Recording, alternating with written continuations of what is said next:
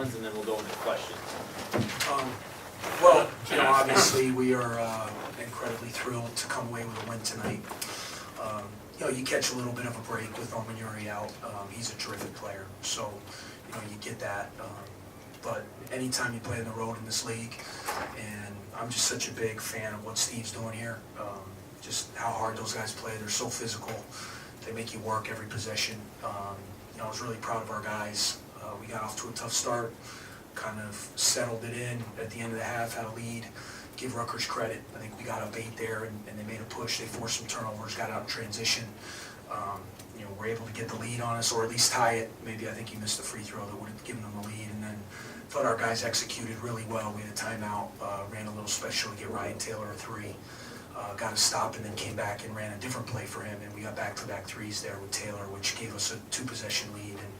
And overall, it's life going in this league, man. It's just every game, and all the coaches are saying it. It's you got to just focus on the game you're playing, try to dig in and get a win, and when you win on the road in this conference, you got to enjoy it no matter you get it. And I'm really proud of my team.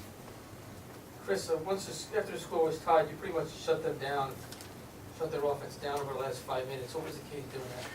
Well, they had gotten some turnovers on us and gotten into, we wanted to try to make them play in the half court. I felt like throughout the whole game, when Baker and Mathis were getting ahead of steam in the open floor, it was causing us a lot of problems. They were getting downhill, they were getting to the basket.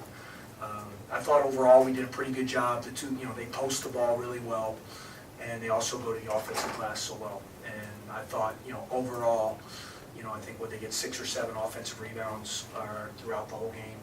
So I thought overall we did a good job there, especially playing small down the stretch. And then we just got just enough stops. I mean, it's, I thought Mathis and Baker down the stretch, they're going to come at you with drives and attack you, and they were getting fouls, they were getting to the basket. And, they missed some free throws, of course, which helps. And overall, I just thought it was a really hard-fought game. I thought both teams played with a high sense of urgency. We're both coming out of the gates, with our records where, a win was big for either team tonight. So I think both teams had a high sense of urgency for that, and we were just able to make, a couple more plays tonight to get the win. Vic had a night where he couldn't hit anything, and yet with the score tied, goes down the lane. Yeah. What's that say about him? Well, I was just really proud that he was out there, to be honest with you.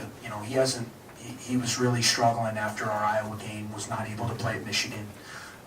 His knees been really flared up on him. And we weren't sure if he was going to be ready to play. He really hasn't practiced at all. And, he came in yesterday, he got his hair cut, and he said, I'm going tomorrow. So I said, well, that's great.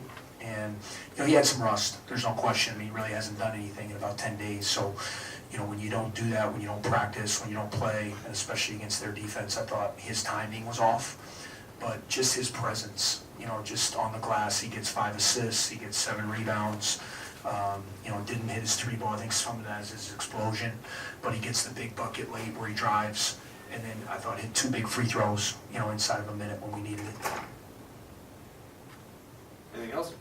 Northwestern players will be available outside the locker room. Thank you, guys. Yeah, be good.